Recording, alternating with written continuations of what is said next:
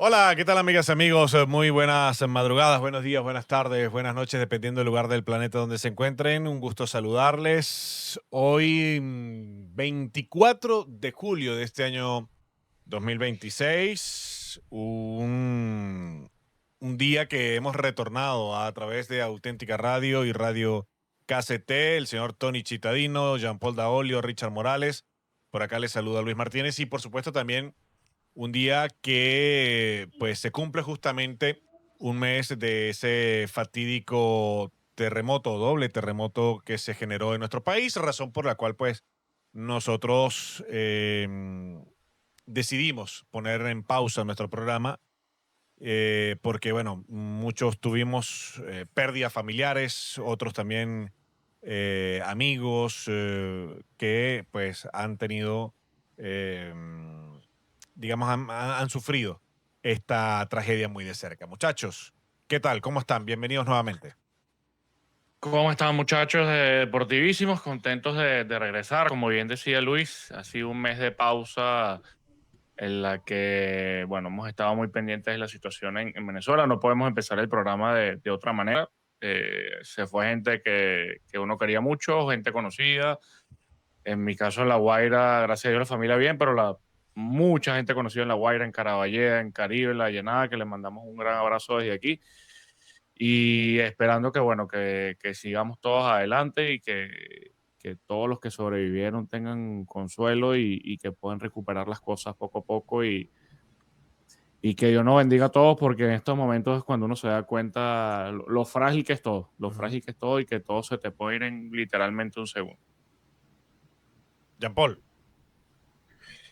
Bueno, estas son palabras que uno nunca quiere decir. Uno nunca quiere verse en esta tesitura, pero Ujú. cuando sucede este tipo de tragedias, pues yo entiendo y así lo expreso. No hay palabra que alcance a dar cobijo, a dar refugio, a dar tranquilidad ante tamaña desgracia. Simplemente yo lo que pido es fuerza interior y paz para que las personas que han vivido esto desde cerca puedan sobrellevar esta situación y aprender a convivir con ella, porque eso de que se supera, eso nunca se va a superar, eso nunca se va a olvidar, pero Totalmente. sí hay que aprender a convivir con ella. Y claro, nosotros desde fuera, Ujú. como ya lo decían ustedes, personas allegadas, familiares afectados, gracias a Dios ninguna pérdida muy cercana, pero amigos, conocidos, que lamentablemente perdieron no lo material, porque bueno, lo material obviamente también incomoda perderlo, pero sobre todo la vida, ¿no? Entonces eso ya es buscar esa reflexión de disfrutar y agradecer cada día lo que tenemos a nuestro alrededor, lo que somos y a las personas que tenemos cerca, porque eso es lo más importante. Sí, en la medida de lo posible, muchachos, y con esto los saludo, tratar de recuperar también la normalidad, ¿no? Aunque suene duro, Sí. cruel y a veces hasta insensible de una parte que puede estar en otro contexto, en otro lado, que no haya vivido tan de cerca quizás esa situación, pero es que de esto se trata la vida, ¿no? De tratar de superar también obstáculos y de regresar a la rutina. Si suene duro, insisto. Luis comenzaba el programa diciendo ya un mes, ¿no? De la tragedia. Ya hace un mes estábamos todos ilusionados porque comenzaba el Ujú. Mundial y teníamos buenos proyectos también juntos Eh, para bueno, tratar de desarrollarlos junto con toda la audiencia, pero es que lamentablemente no pudimos ninguno de nosotros tener la capacidad para hablar de otra cosa que no fuera nuestro país, y más nosotros que estamos afuera, que nos costó muchísimo. Tratar de, aunque sea un par de minutos, salir o sacar nuestra mente de Venezuela, porque 24/7, más allá de que se jugaran partidos, de que también el mundo siguiera su rutina, de que uno saliera a la calle y viviera a personas haciendo su vida lo más cotidiana posible, que incluso algunas ni sabían lo que estaba ocurriendo en nuestro país. Ujú. Fue un golpe duro, pero bueno, desde la distancia, como pudimos, cada uno ayudó, cada uno aportó. Me alegro muchísimo por esos venezolanos que están también en todas partes del mundo, que se solidarizaron con todos los venezolanos que le están pasando mal, porque esto no es cuestión de un mes, esto no se va a arreglar en 2, 3 meses más, esto va para largo. Sí, y totalmente. aquí, muchachos, pues nada, las autoridades pertinentes, los propios venezolanos dentro y fuera del país, a tratar de reconstruir otra vez lo que, bueno, la naturaleza nos quitó, pero que también nos hizo abrir los ojos y generar empatía, resiliencia y, bueno, nada, muchachos, mucha fuerza y a comenzar nosotros también a construir un país desde nuestra posición y hablando de deporte, que también ayuda para distraer en momentos difíciles. Así es, este programa, muchachos, y me tomo la libertad de dedicárselo a mi tío Andrés, popularmente le decíamos tío Freddy, pan de leche. Estés donde estés, viejo querido, te quiero muchísimo y bueno, su pareja, Claritza, también, pues víctimas de este trágico doble terremoto para ustedes. Va dedicado este programa del día de hoy, reactivándonos nuevamente, hoy 24 de julio de este año 2026. Señores, nuestro programa de hoy justamente dedicado al recién campeonato del mundo que ha culminado. Y yo les voy a decir algo. A mí, en medio de toda la polémica y en medio de toda la parafernalia que ha sido este campeonato del mundo, a mí me gustó.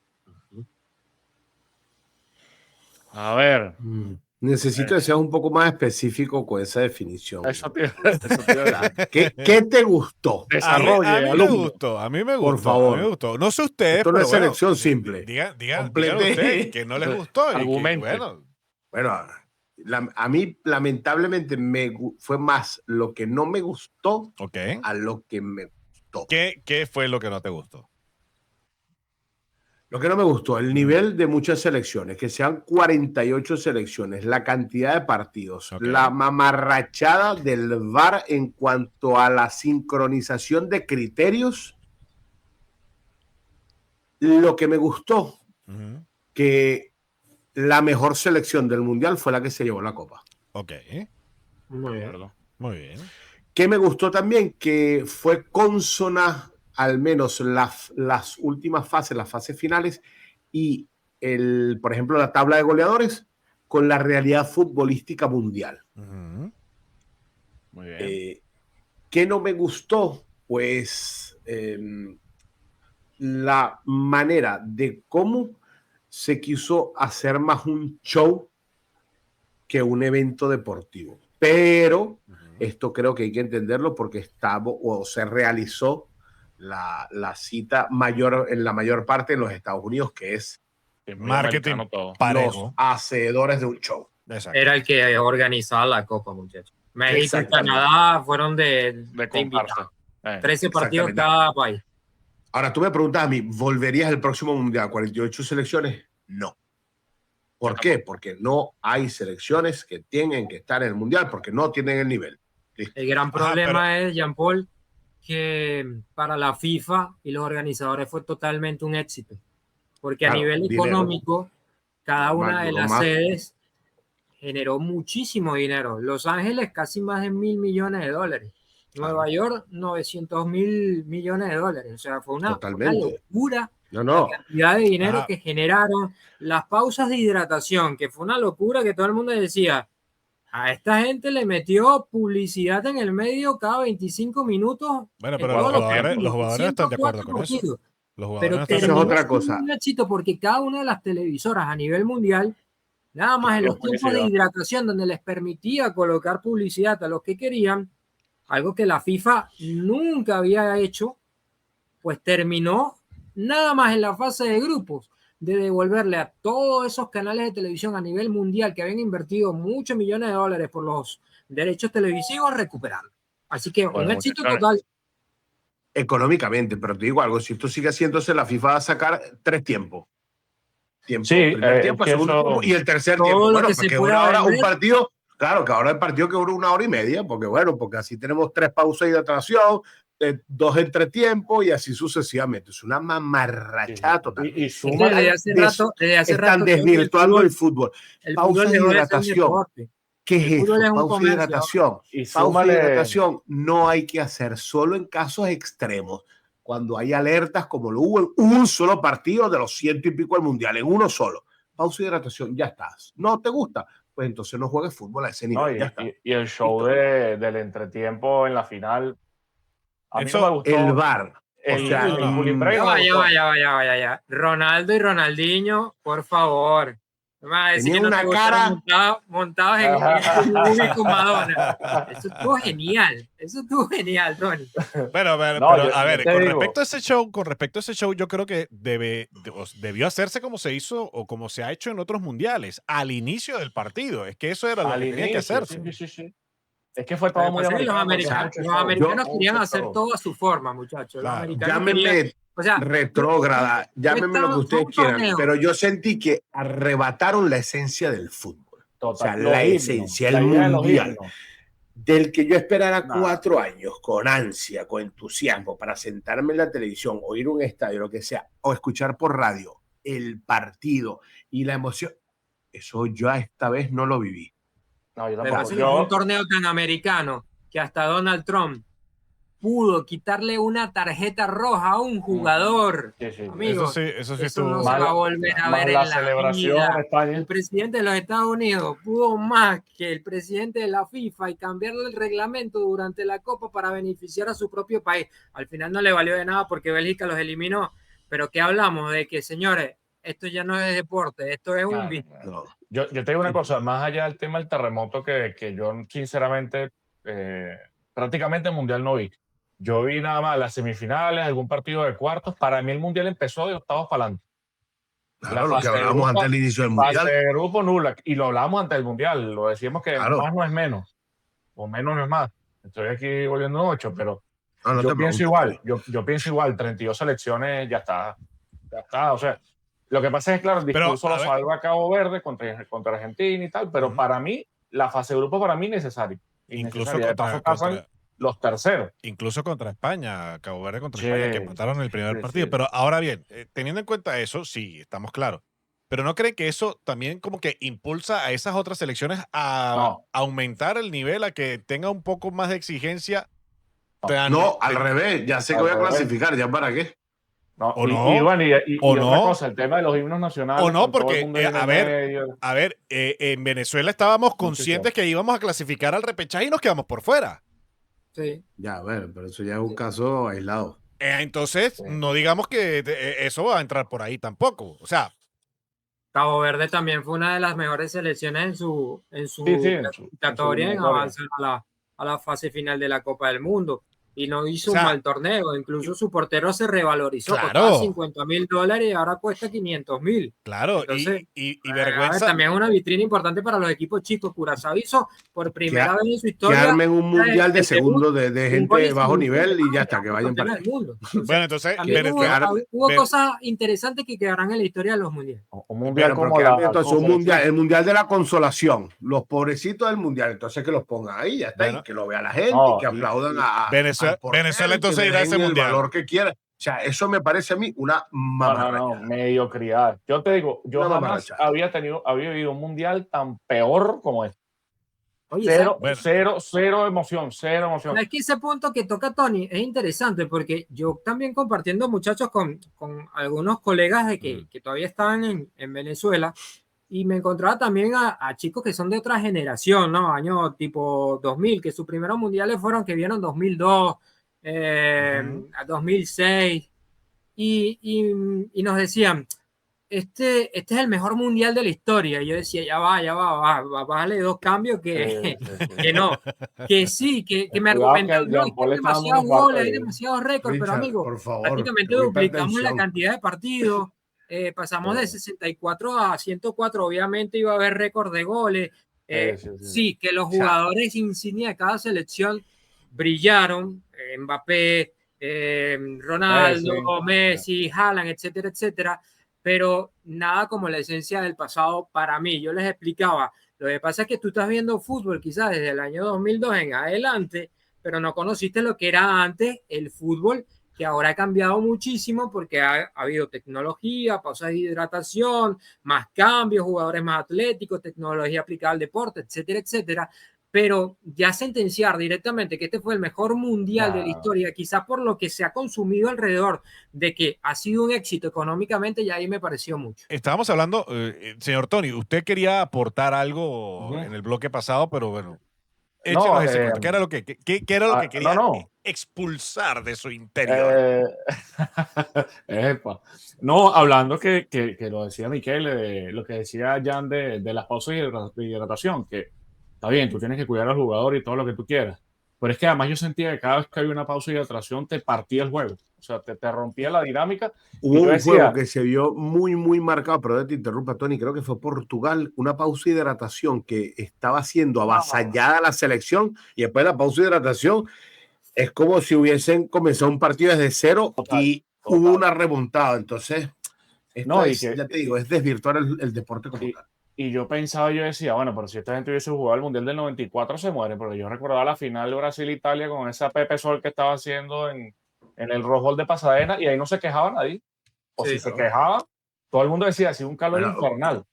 Pero no sé si en el Mundial de Brasil también había una humedad del 78, 80 y pico %, y los jugadores prácticamente desmayándose. Es que ustedes no han entendido algo. Estamos en una época de... El fútbol cambió. Estamos en una época de la gente de cristal. Estamos en la época pero más allá de eso también, Luis, hay que entender, como lo decía Richard en el bloque anterior, el deporte, como nosotros lo conocimos y lo vimos, cambió. Ya no está. VAR, pausa de hidratación, tecnología, etcétera, etcétera, etcétera. Pero no me vengan a decir ahora que este mundial ha sido la panacea, porque no. Pero muchos pedíamos esos cambios, muchos pedíamos esos cambios, que hubiese la tecnología dentro del deporte. Sí, pero hasta cierto punto. Es como, no sé, vamos a llevarlo a otros deportes. La Fórmula 1, por ejemplo, que todos más o menos conocemos el tema de la Fórmula 1. Hoy en día los pilotos con 70 y pico botones en el volante. Te tienes que aprender el software, la batería, darle al botón. Puede ser el mejor de la parrilla, pero como no le sepas dar al botoncito o administrar la batería, tienes que bajarte a empujar el carro. Son carritos a control remoto. Claro, entonces, pues en el fútbol, pues mira, pausa y hidratación. Oye, que hay una alerta o que hay una temperatura extrema, sin problema. Vamos a resguardar la salud de los futbolistas, que es lo primero. Que no, esto ya está. Sí. Otro punto que a mí me llamó la atención, muchachos, de este mundial, la forma también como la FIFA dio un giro de 180 grados en el tema comunicacional. Es cierto que ahora todo es inmediatez, redes sociales, que prácticamente vimos en este mundial que los influencers desplazaron prácticamente a la prensa tradicional, al medio convencional. Los canales de televisión siguieron sus transmisiones porque obviamente eso la FIFA no lo va a negociar. Pero eso tiene que ver también con las generaciones, Richard, porque yo soy de leer periódicos de papel, de informarme a través de las páginas de internet, los periódicos y las cuentas de Instagram, y seguro ustedes también. Los que vienen detrás de nosotros no. Los que vienen de nosotros, mira quién fue, Pedrito de los Palotes, el influencer más reconocido, está en el mundial, vamos a ver qué dice. Y capaz el tipo sale con una salchicha en la boca comiéndose un perro caliente mientras se está viendo el juego, y eso es lo que la gente va a estar buscando ahora. Y otra cosa, eso sí me causó un poquito de ruido, tristeza. Antonio, a ver, una vez buscaba era un contenido más profundo, analítico, tipo datos, algunas firmas que tú has escuchado o has visto o te han acompañado a lo largo de los otros mundiales, y creo que se ha desplazado un poco y migró esta parte de la FIFA como que a lo que le generaba views, a lo que le generaba simplemente rendimiento, y creo que ahí la FIFA, no sé si les habrá resultado o no, yo creo que sí, para hacer esa inversión, pero los tradicionales creo que o nos vamos a montar en el carro nuevo o nos quedamos en el DeLorean, porque esto cambió, muchachos. No, y sumar que durante la transmisión me recordaba muchas veces las transmisiones de Grandes Ligas, porque la Grandes Ligas te lo permite porque es un juego largo, pero cada rato enfocándote a los artistas, a los influencers, tú decías, papi, basta, déjame ver el juego. Y lo que les decía de los himnos, yo no puedo, o sea, yo cada vez que empezaba el juego veía lo de los himnos, yo decía, esto es una locura. ese tema ahora que todo es inclusión y todos nos tenemos que sentir parte, que salgan los 11, canten su himno y ya está, pero todo es un show, todo fue un show. Así que yo te digo, contento porque ganó España, mi candidato era Francia, contento porque ganó España, porque fueron los que estuvieron a un rendimiento bárbaro todo el mundial. Déjeme decirle que su Italia... El proceso de España con Luis de la Fuente, me quito el sombrero, la gorra, los lentes, lo que sea. Ese tipo nunca ha dirigido en primera división. Ese tipo fue jugador, fue lateral izquierdo, creo que terminó su carrera en el Deportivo Alavés, creo que ganó una liga y la Copa del Rey al Athletic Club de Bilbao, entrenó las inferiores de Sevilla, lo lleva a la Federación Española a las inferiores, el tipo que viene a ganar la sub-15, sub-17, sub-19, sub-21, ¡boom! El tipo ha manejado el vestuario y ha tenido un tacto profesional, fundamental, con todo el ecosistema que es una selección de fútbol y de España, y los ha llevado a ganar, si mal no recuerdo, la National League, la Eurocopa y el Mundial de Fútbol. Y una medalla de plata en los Juegos Olímpicos. También tiene medalla olímpica. Y también tiene medalla olímpica. Eso. Y vamos a estar claros, comparando la selección de España de hoy a la del 2010, no hay vida. Yo aquí no reconozco un Xavi Iniesta, salvo a Rodri. Sí, yo aquí no reconozco un Carles Puyol y a un Sergio Ramos. Yo te iba a decir lo mismo. Oyarzábal no es mejor que Villa, o Unai Simón que rompió el récord de mí. Oyarzábal no es ni delantero. No. Y el tipo más. Y el funcionamiento. Lamine Yamal acaba de cumplir 18 años y creo que su padre lo va a llevar a no tener una muy buena carrera futbolística profesional. Pero ¿saben qué? Con William Junior no jugó, pero salió un Pedro Porro. Pero el tipo sentó a Pedri y entendió que Fabián Ruiz le iba a dar más solidez defensiva y un pase filtrado limpio. ¡Pum! Fabián Ruiz. O sea, lo de la Fuente y lo de España, de verdad, chapo. Pero generó justamente eso, Jean Paul.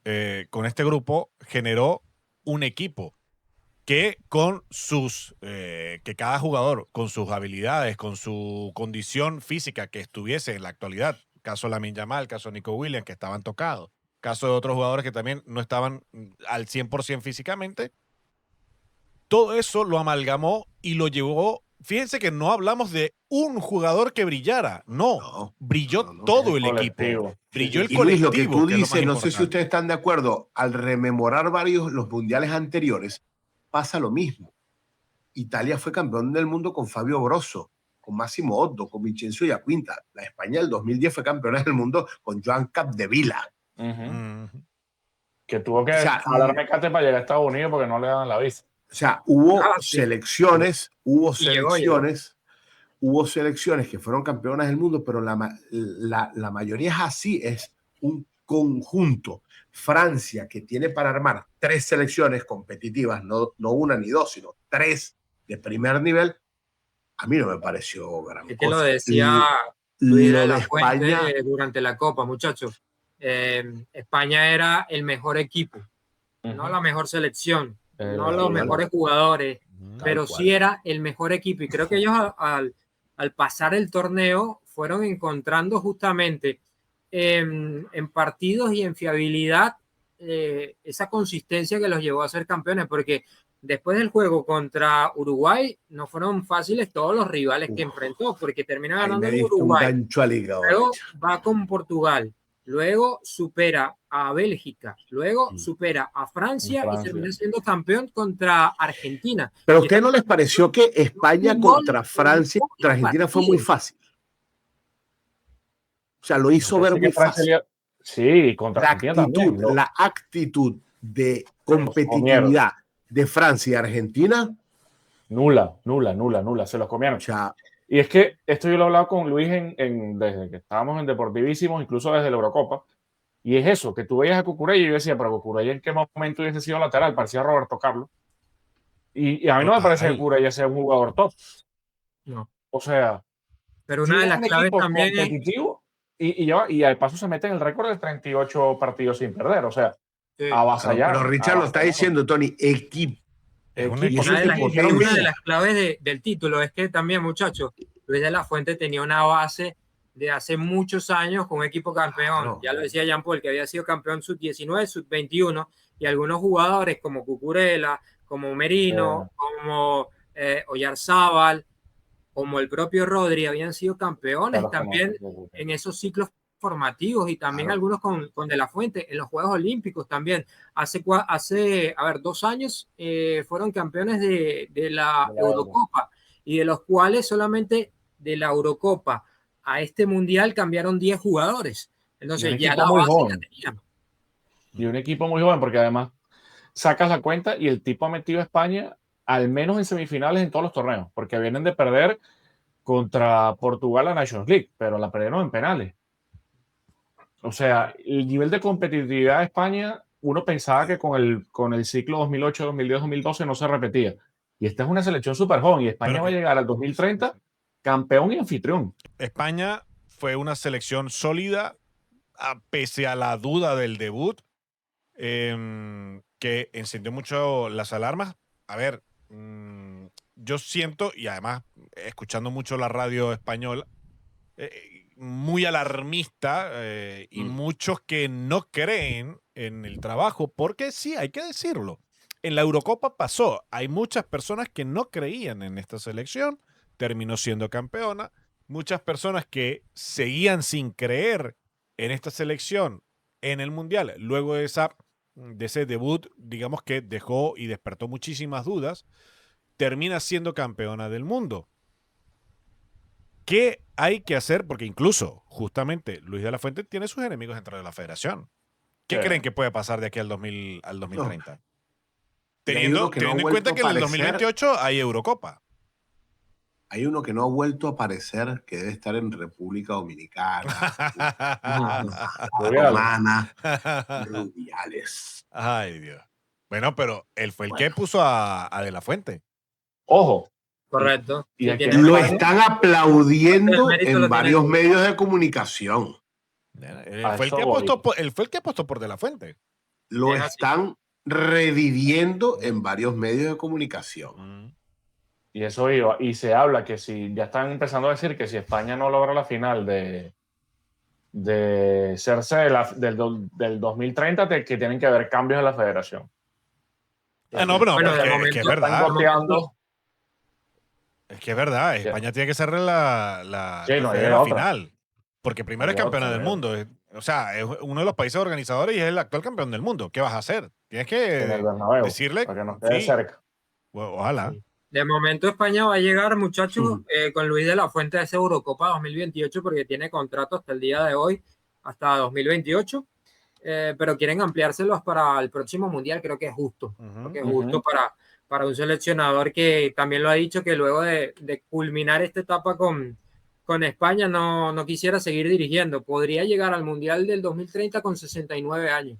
Así que yo creo que ya está, obviamente está en la lista con Luis Aragonés y Del Bosque como los mejores seleccionadores en la historia de España, pero incluso algunos se atreven a decir que ha sido el mejor de la historia. Yo creo que todavía Del Bosque tiene galones ahí un poquito por encima, pero bueno, tiene todavía el margen de la Eurocopa. Si lo consigue, podría ya a nivel estadístico superar a los dos, a Luis Aragonés, que consiguió la Eurocopa del 2008, luego tomó el testigo Del Bosque con el Mundial 2010 y la Eurocopa del 2012, y De la Fuente pues ganó la Eurocopa 2024 y el Mundial 2026, así que está el 2028 a la puerta con la Eurocopa. Salvando las instancias de jugadores de la selección rival a que enfrentaron y tal, pero yo no recuerdo en el 2010 cuando España tenía ese núcleo y ese fútbol tan bonito de jugar, que fuera tan dominante como lo fue esta selección contra Argentina y contra Francia. Amén de la actitud y de lo que fueron esos rivales para esta España. Pero, sí, porque incluso por nombres, esta para mí es inferior. Sí. Total, pero por juego una brutalidad. Pero yo no recuerdo en esa selección del 2010, cuando es campeona del mundo en Sudáfrica, decir que baile le pegó a tal selección. Y aquí en semifinal y en finales lo hicieron. Sobre todo contra Francia, que creo que fue el mejor rendimiento, más allá que contra Argentina fue un espectáculo, porque incluso tuvo que haberlo ganado en 90 minutos. Es el rival, Richard, es lo que te digo. ¿Quién tienes enfrente y cómo te reta a ti el rival? Porque por un lado están los que dicen, bueno, pero está el buen hacer de España que lo neutralizó. Y es que Y justamente estaba ese pique Claro. de Francia-España de la Euro que estaban picados. Exacto. ¿Eh? Pero yo hablo de la actitud. Yo nunca vi a un jugador de Francia ni de Argentina contra España como molesto, como rabioso, como mira, esto no puede ser nada. O sea, o es que era tan espectacular el fútbol de España que no se veía en la televisión y sí en el césped, pero los anularon de una parecían hipnotizados. Exactamente. O sea, no se veía justo lo iba a decir. ninguno que reaccionara. Es como si estuviera yo en el campo. Yo, ay, ¿ahora qué hago? Mira, esta gente está aquí pasando el balón y ¿qué vamos a hacer? Bueno, perdimos, nos vamos a la casa. Amén de cómo Scaloni manejó, porque a mí me gustaría algún día entender a Scaloni y sentarlo ahí con un café o una cerveza. Ven acá, Lionel. Cuéntame la final, esa alineación, esos cambios, ¿qué fue lo que pasó ahí? O a Walter Samuel, o al Ratón Ayala, o a Pablo Aimar. ¿Tú sabes qué haría yo? ¿Qué fue lo que pasó? Lautaro no jugó. Lautaro te salvó. Pero Lautaro tenía que haber jugado al contrario. ¿Tú sabes qué haría si yo? no es titular de ¿cómo se llama? De cambio. Jean-Paul, pero ¿tú sabes con quién me sentaría yo? ¿Con quién me sentaría? Con Thomas Tuchel.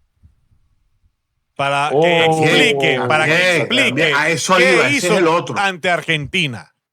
Una locura. Sí, chamo, esa fue peor. Y Inglaterra, señores, otra vez, qué bien jugó ese partido hasta que Thomas Tuchel se echó para atrás. Para mí, psicológicamente, el mensaje del técnico a los jugadores que están dentro del campo, los jugadores voltearon así y dijeron, ya perdimos, ya está. Pero es que contra México ya era la tendencia. Estaban ganando, sí es cierto que se habían quedado con uno menos en ese partido, terminaron ganándolo 3-2, pero sí, cada vez que tenía la ventaja en las zonas de definición, pues terminaba metiendo un defensor más para aguantar. Y bueno, lo terminó castigando el fútbol, muchachos, porque al final el que quiere meter el autobús, pues claro. termina rezando. Claro. Sí.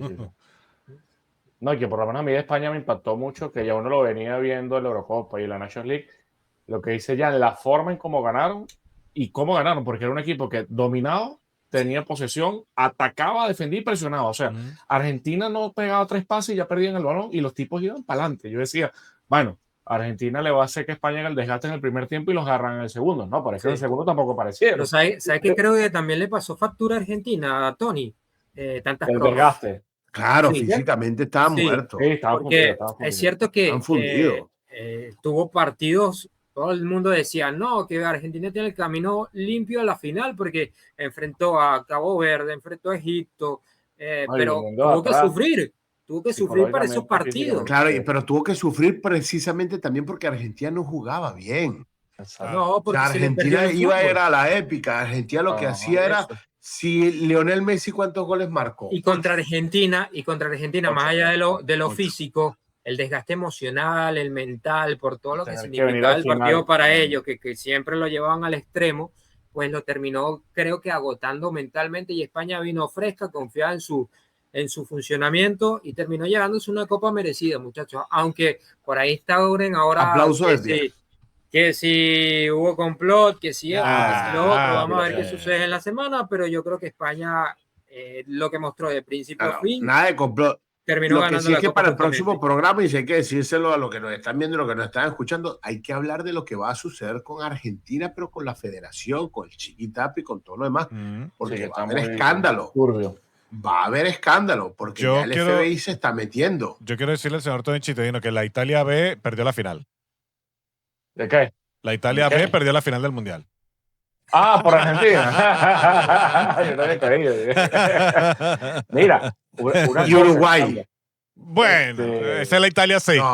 Esa es la Italia C. Uruguay, que Uruguay me pareció muy bizarro todo el tema. Podemos hacer las excepciones también. Bueno, pero es que lo de Uruguay estaba claro. Lo de Uruguay estaba claro. Era hacerle la cama a Bielsa. Punto. Para mí Uruguay iba a tener la posibilidad porque al tipo lo trajeron además para un proyecto para limpiar. Pero los jugadores no lo querían. Cavani, como Suárez. Pero estos jugadores tampoco lo querían, empezando por Valverde. Sí. No, y el show de Bielsa con la foto. Y además que yo creo que para mí el discurso de Bielsa ya está desgastado. Pero está desgastado, Tony, porque no tiene resultado. Porque por mucho verso, como dicen los argentinos que tengan, si tú no apoyas a un resultado, pero tú agarras a todos los jugadores que han tenido a Bielsa o el 80% y que ya se hayan retirado y te van a decir que de quien más aprendieron fue de Marcelo Bielsa. Sí. Que el tipo no lo salvaba, que no lo veía la cara. Pero en mundiales tiene unas estadísticas terribles. No, es que Bielsa... Solamente 3 victorias Bielsa, y después en el ciclo de Chile. Bielsa, les hago esta pregunta. ¿Bielsa es un técnico ganador? No. Ya no.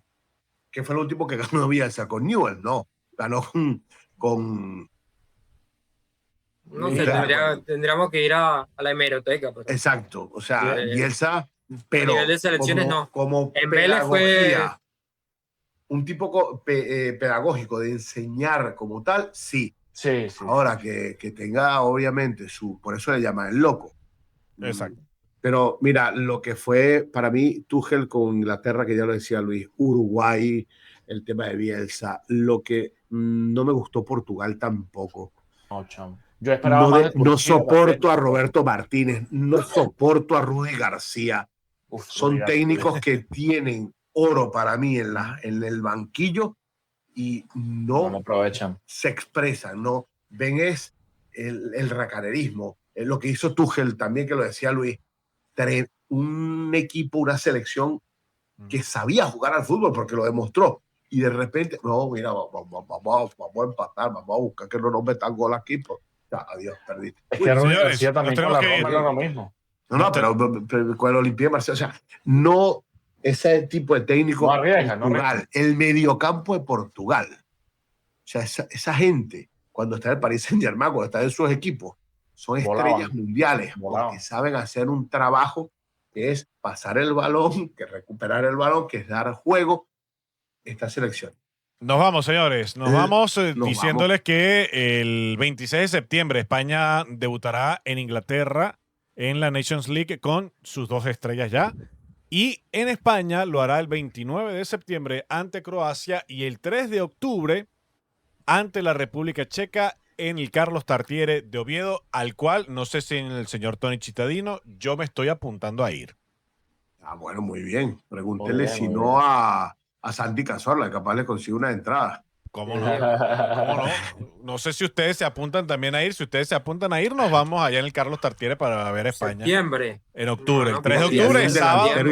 El 3 de octubre es sábado. Así que podemos aprovechar. A ver si Julio César Deli Valdés nos patrocina. Nos vamos, señores.